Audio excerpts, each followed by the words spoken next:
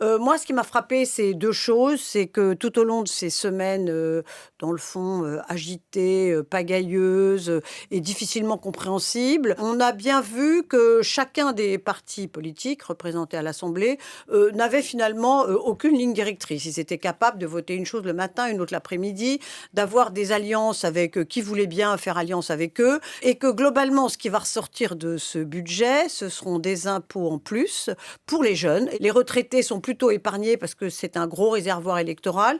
Ce qui relevait de l'intérêt général ou même de l'intérêt économique du pays ou même des inévitables économies qu'il faudra bien faire, tout ça a été jeté à la poubelle au profit des calculs des uns ou des autres, au profit de leurs intérêts électoraux, au profit de leur clientèle. Je ne sais pas si les Français s'y retrouvent vraiment, mais en tout cas, ce budget est une chose qui ne va pas du tout dans le sens espéré. Alors je sais bien que maintenant, on ne parle plus de la dette, on ne parle plus des finances publiques, on ne parle que du succès du vote du budget de la sécurité sociale, mais on n'en est pas du tout là où on devrait en être, et ce n'est que partie remise.